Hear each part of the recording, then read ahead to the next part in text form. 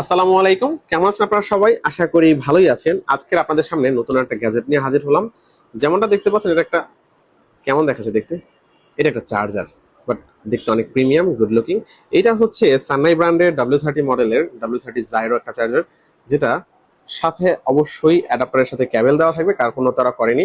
আপনারা দেখতে পাচ্ছেন এর সাথে একটা C2C ক্যাবেল দেওয়া হয়েছে, অ্যান্ড ক্যাবেলটার সাইজ যথেষ্ট লম্বা, প্রায় 1 মিটারের মতো।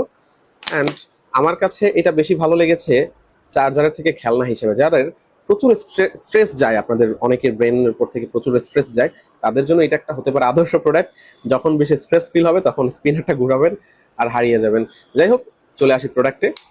দেখতে পাচ্ছেন এটা হচ্ছে চার্জিং অ্যাডাপ্টার, আর এটা হচ্ছে ক্যাবেল। এটা দিয়ে আপনি একসাথে অ্যাট এ টাইম দুইটা ফোনকে চার্জ করতে পারবেন। একটা হচ্ছে USB A to C অথবা বি অথবা লাইটেনিং, যা ইচ্ছা।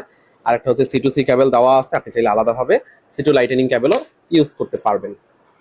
প্রোডাক্টের কোয়ালিটির কথা যদি বলি, বিল কোয়ালিটি যথেষ্ট ভালো করেছে।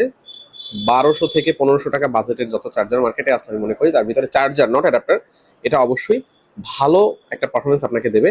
আর তার থেকে বড় কথা হচ্ছে, এটাতে কিন্তু আপনার হচ্ছে সুপার ভোগ, ডার্ট চার্জ, ফাস্ট চার্জ সবকিছু কিন্তু সাপোর্ট করবে।